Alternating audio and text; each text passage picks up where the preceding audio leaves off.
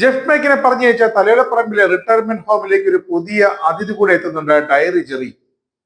ഈനാൻ പെച്ചിക്ക് മരപ്പട്ടി കൂട്ടുന്ന പോലെ താനാണ് ജീവിക്കുന്ന ക്രിസ്തു എന്ന ഭാവന മിമിക്രി കുർബാന നടത്തി വന്നിരുന്ന സഭ നൽകിയ ഡയറികൾ പുച്ഛഭാവത്തോടെ തെരുവിലേക്ക് എറിഞ്ഞ ഡയറി റെജിയാണ് ഇതാ മൈക്കൂരി സസ്പെൻഷൻ വാങ്ങിയ ജെഫിന് കൂട്ടായി അവിടെ എത്തുന്നത്. രണ്ടുപേരും കൂടി ആ വൃദ്ധസദനം കുളം തോണ്ടുമോ എന്നാണ് ഇനി അറിയേണ്ടത്. എന്തായാലും രണ്ടുപേർ കൂടിയാൽ അവിടെ ഒരു ജനാഭിമുഖ പുകച്ചിൽ നടത്തുമെന്ന് ഉറപ്പാണ്.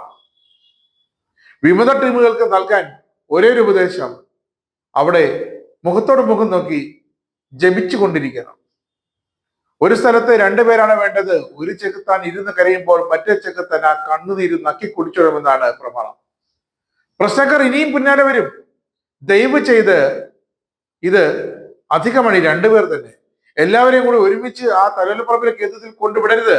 അവിടെ ചെന്ന് വീണ്ടും ആലോചനയും പ്രതിഷേധവും ഒക്കെ നടത്തി വീണ്ടും പ്രശ്നമുണ്ടാക്കി ആകെ കുളമാക്കും. അങ്ങനെ പാവമ വൃദ്ധസദനം വരെ അടച്ചുപൂട്ടേണ്ട ഗതികളാവും. അതുകൊണ്ട് 5 വിമതരിൽ കൂടുതലാകുമ്പോൾ മറ്റൊരു സെന്ററിലേക്ക് വിടണം. കത്തോലിക്ക സഭ എന്താണെന്ന് ആദ്യം മുതൽ ഇവർ പഠിക്കട്ടെ, എന്നിട്ട് ഇടവേൽ ചെന്നിരിക്കട്ടെ. രൂപത പറയുന്നതനുസരിച്ച് റിട്ടയർമെന്റ് ഷെൽട്ടറുകളിൽ കഴിഞ്ഞില്ലെങ്കിൽ വിമത വൈദികർക്ക് ലോഹ ഊരി പുറത്തിറങ്ങേണ്ടി വരും. സ്വന്തം വീട്ടുകാർ പോലും തിരിച്ചറിയത്തുമില്ല, പടിക്കകത്തേക്ക് കയറ്റത്തുമില്ല. അത് സസ്പെൻഷനിലാകുന്ന അച്ഛന്മാർക്ക് വ്യക്തമായി അറിയാം. അവരുടെ സഭയ്ക്കും വിശ്വാസികൾക്കും വീണ്ടും പറയാനുള്ളത് ഇതാണ്: സഭാ മക്കളുടെ ഏക ലക്ഷ്യം ഏകീകൃത കുർബാന മാത്രമാണ്.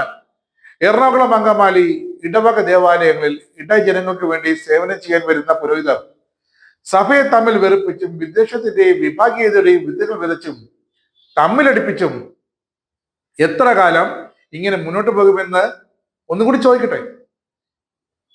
ഇനി ഒരു വിമത വേലയും വിലപ്പോകില്ല സഭയിലും ഇടവകളിലും എന്നും കൂടി ഓർക്കണം. തങ്ങളുടെ വ്രതവാഗ്ദാനങ്ങളെയും ദൈവിക മൂല്യങ്ങളെയും ദൈവദാനങ്ങളെയും ഒക്കെ കാറ്റിൽ പറത്തി തങ്ങളുടെ ദുഷ്ട താല്പര്യത്തിന് വേണ്ടി മാത്രം വിശ്വാസികളിൽ പരസ്പരം വെറുപ്പിന്റെ തിരുനാമ്പ് കത്തിച്ച് തെറ്റിദ്ധാരണ പരത്തി വിമത വക്താക്കളായി ഇടവക ഭരിക്കുന്ന ആ കാലം ഇനി ഉണ്ടാകരുത്, ഉണ്ടാവില്ല. ഇവർ കർത്താവിന്റെ ശരീരത്തെയും രക്തത്തെയും അവഹേളിച്ചും ദിവ്യ കുർബാനയെ ഒരു ഷോയാക്കി മാറ്റി ഇത്രകാലം വിമത ഷോയെ നടത്തിയത് ഇനി ഇതാ രൂപത കളത്തിലിറങ്ങി കഴിഞ്ഞു. വത്തിക്കന്റെ കൽപ്പന പ്രകാരമുള്ള എക്സ്കമ്മ്യൂണിക്കേഷൻ നടപടികൾ അതുകൊണ്ട് തന്നെയാണ് വിമതരുടെ മുൻനിരയിൽ നിന്നും നടപ്പാക്കി തുടങ്ങിയത്. സഭാവിരുദ്ധ പ്രവർത്തനങ്ങൾ മുൻനിരയിൽ നിന്ന് നടപ്പാക്കുന്ന ഫാദർ വർഗീസ് മണവാളനും ഫാദർ തോമസ് വാളുകാരനും ഇനി ഫാദർമാരില്ല. ഇവർക്കെതിരെ നടപടി തുടങ്ങിയിട്ടുണ്ട്. ഇരുവരെയും കഴിഞ്ഞ ദിവസമാണ് അപ്പസ്തോലിക് അഡ്മിനിസ്ട്രേറ്റർ ചുമതലയിൽ നിന്ന് നീക്കം ചെയ്ത് അടിയന്തരമായി. സിറോ മലബാർ സഭയിലെ ചരിത്രപരമായ ഏറെ സഭവികാസങ്ങൾക്ക് സാക്ഷ്യം വഹിച്ച സെന്റ് മേരീസ് കത്തീഡ്രൽ ബസലിക്കയിൽ അഡ്മിനിസ്ട്രേറ്റർ പദവി കടിച്ചു തൂങ്ങിക്കിടന്ന വൈദികനായിരുന്നു ഫാദർ മണവാളൻ. തരിയൻ ഞാളിയത്തച്ഛനെ പുതിയ ബസലിക്ക അഡ്മിനിസ്ട്രേറ്ററായി നിയമിച്ച് മണവാളുടെ സ്ഥാനമൊഴിഞ്ഞു പോകാനും ബസലിക്കയിലെ കുടികിടപ്പ് അവസാനിപ്പിക്കാനുമാണ് രൂപത ആവശ്യപ്പെട്ടത്. അത് അനുസരിച്ചില്ല. അപ്പോൾ നടപടി പിന്നാലെ വന്നു. അത് തന്നെയാണ് സഭാ ഉത്തരവുകൾ തികച്ചിനെതിരെയുള്ള കടുത്ത നടപടി തന്നെയാണ് മണവാളിനെ തെളിയിച്ചത്. പിന്നെ മഞ്ഞപ്പുറം മാർ സ്ലിവ ഫൊറോന പള്ളിയിൽ പരിശുദ്ധ കുർബാന മധ്യേ വിശ്വാസികളുടെ മുന്നിൽ വെച്ച് വികാരിയെ അപമാനിക്കുകയും അധിക്ഷേപിക്കുകയും ചെയ്ത ആ കൊച്ചനെ സസ്പെൻഡ് ചെയ്തതിനെതിരെ സഭാവിരുദ്ധ സംഘടനകൾ കൂട്ടുപിടിച്ച് വൈദികർ നടത്തിയ പ്രതിഷേധ ഒത്തുചേരലിന് വഴിയൊരുക്കിയ മുൻ വൈദികനാണ് Palarivattom saint Martin de Porres പള്ളിയിലെ വികാരി ഫാദർ തോമസ് വള്ളൂക്കാരൻ.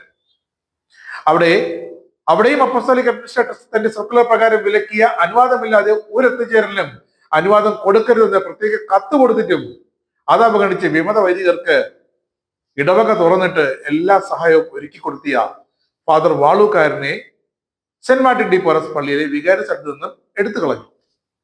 എക്സ്കമ്മ്യൂണിക്കേഷന്റെ നടപടിക്രമങ്ങളെല്ലാം പൂർത്തിയായ ശേഷം മാർപ്പാപ്പയ്ക്ക് മാത്രമേ ഇനി രണ്ടുപേരുടെ കാര്യത്തിൽ ഒരു ഇളവ്, രണ്ടുപേരുടെ മാത്രമല്ല ഏത് എക്സ്കമ്മ്യൂണിക്കേഷൻ ആയാലും ഒരു ഇളവ് ചെയ്യാൻ സാധിക്കുകയുള്ളൂ. ഈ നടപടിക്രമങ്ങൾ പൂർത്തിയാക്കാൻ 7 മുതൽ 10 വർഷം വരെ എടുക്കുമെന്ന് ഓർക്കണം.